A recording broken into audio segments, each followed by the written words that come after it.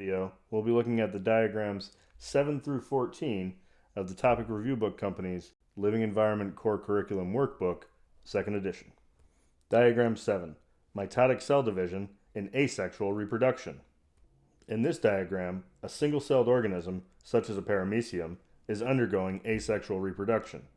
Process 1 is replication, in which the DNA structure is being copied. In process 2, the cell divides producing two identical cells, each with a full set of single chromosomes. Process 1 and 2 are directly involved in mitotic cell division. This results in the genetic content of C and D being identical to parent cell A. Again, this diagram talks about mitosis in single-celled organism as a means of reproducing and generating offspring. However, in multi-celled organisms like humans, we use mitosis for growth and repair.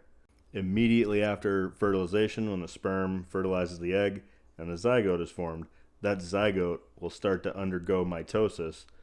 So a quick recap on mitosis: you have one parent cell that produces two genetically identical daughter cells. In single-celled organisms, mitosis is used for reproduction, asexual reproduction. In multi-celled organisms, mitosis is used for growth and repair. Diagram 8, Genetic Information in Asexual Reproduction. This amoeba is undergoing asexual reproduction. Daughter cells B and C will contain the same genetic information as cell A. In asexual reproduction, the resulting offspring are identical to the parent. If you don't know, an amoeba is a single-celled protist. In this diagram, the parent A is undergoing mitosis. That cell division is mitosis, and it's producing identical offspring, B and C. The offspring of these organisms will also have the same genetic information as the parent. No genetic variation will occur because the offspring is a result of asexual process of budding. So on the left we have a hydra, which is a multi-celled animal. The hydra reproduces with a process called budding. It's asexual, so it's making an exact copy of itself, and essentially a tiny version of itself will start to grow out of the side. When it gets large enough, it will drop off, and then you'll have a genetically identical new offspring. Over on the right, we have yeast, which is a fungus that we use to make bread, pizza dough, things like that. It's a single-celled organism like the amoeba that produces a smaller, immature, still genetically identical offspring through budding, as opposed to the amoeba producing two genetically identical offspring from mitosis.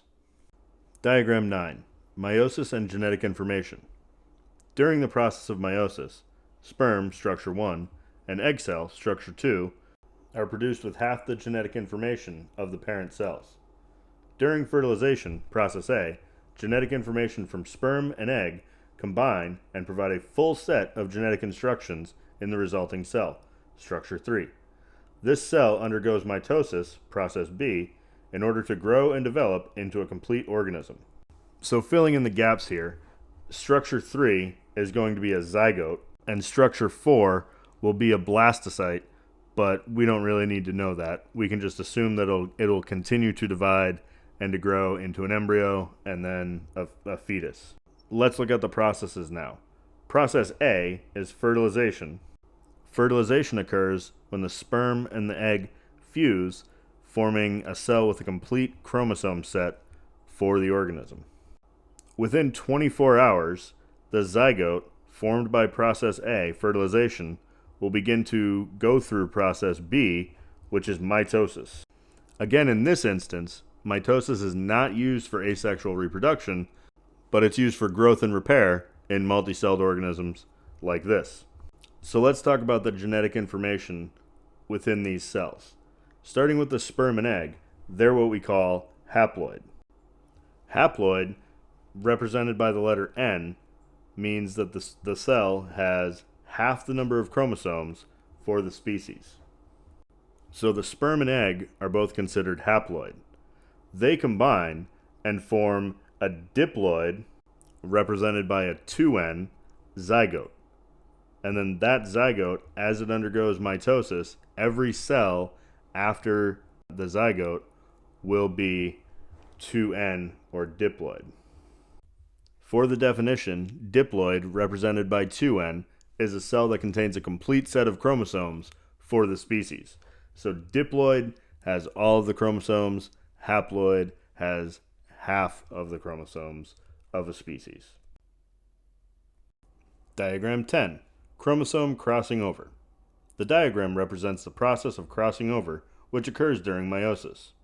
Genetic material is exchanged between chromosomes, and new genetic combinations are created, resulting in genetic variation within offspring. Okay, so looking at the capital letters and the lowercase letters, what do they mean? First, an allele is a version of a gene. So we have two genes here, gene A and gene B. The capital letters represent a dominant allele, and the lowercase letters represent a recessive allele. A dominant allele will be expressed if it's present. A recessive allele will only be expressed if there's no dominant allele present. So looking at the white chromosome with black lettering, it has capital A for the A gene and capital B for the B gene. When we have two copies of the same allele, we call that homozygous. So both of these chromosomes would be homozygous. The white chromosome would be homozygous dominant because it has two versions of the dominant A allele and two versions of the dominant B allele. And the black chromosome with white lettering would be considered homozygous recessive because it has those lowercase alleles. This process of crossing over occurs during meiosis after DNA replication has already happened. So we have two copies of the chromosomes, or really what we call them are sister chromatids. Both of those sister chromatids combined at the center form a single chromosome. So here we have one chromosome with homozygous dominant genes and one chromosome with homozygous recessive genes. Then we have crossing over occurring. One chromatid from the white chromosome and one chromatid from the black chromosome will cross over each other and swap genetic material. Keep in mind, they're going to be trading their versions of the same genes. So we won't get one chromatid with two copies of a gene and another chromatid with 0 copies of a gene. They're swapping their versions, their alleles of the same gene. At the end here, we see that one of the chromatids on the first chromosome, which used to be all white, now is white and black, and on the second chromosome, which used to be all black, is now black and white. In both of these chromosomes, the A gene is still homozygous, but the B genes now are heterozygous, meaning they have one copy of each gene. So they have the capital dominant B and the lowercase recessive B. Again, the purpose of crossing over during meiosis is to increase genetic variation. Diagram 11. Uncontrolled cell growth. The diagram above shows the effect of genetic mutations that occur in skin cells when mitotic cell division proceeds uncontrollably. These cells may result in a tumor or a form of cancer. Defining some terms from the reading, genetic mutations are a change in the DNA sequence of a cell. Changes in DNA happen somewhat often, and they're not necessarily bad or good. A lot of them go unnoticed. In the case of cancer, we see a couple of things. First, the cells will undergo mitosis much more rapidly and almost uncontrolled. Second, cells have this phenomenon called contact inhibition, where they won't want to grow where another cell already is. Cancerous cells remove or lose that contact inhibition, so we see in cancerous cells, the cells will start to grow on top of each other and form what we call tumors. Diagram 12. Mutation. This diagram shows a normal gene sequence and 3 mutated sequences of a segment of DNA.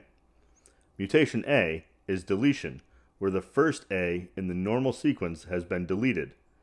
Mutation B is substitution, where G has taken the place for C.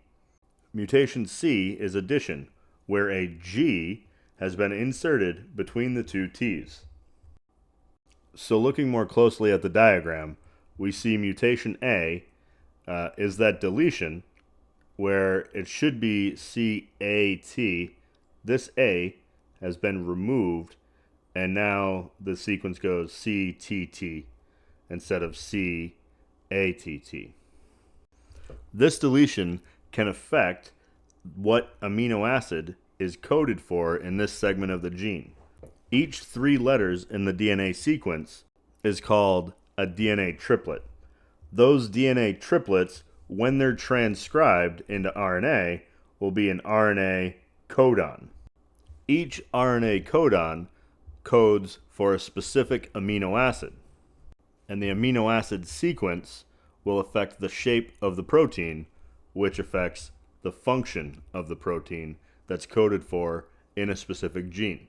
So going back to the deletion, when we take out that A, instead of our first DNA triplet being CAT, our first DNA triplet will be CTT, which may or may not lead to a codon that codes for a different amino acid. If that amino acid is different, the shape of the protein that the gene codes for will be different, and the function of the protein will then be different, or the protein won't work at all. And this is going to be true for all of the types of mutations that we'll talk about. The change in the DNA triplet will lead to a change in the mRNA codon, which may lead to a change in the amino acid that that codon codes for, which would lead to a different amino acid sequence, which would lead to a change in the protein shape, which will affect the functioning of the protein.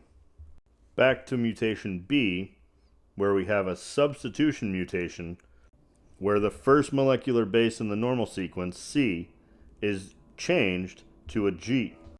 So our new DNA triplet would be GAT, which would code for a new mRNA codon, which may code for a new amino acid, which would cause a change in the protein's shape and function. Last mutation, mutation C, we have an addition mutation. In this mutation, we added a G between the two C's of the normal sequence.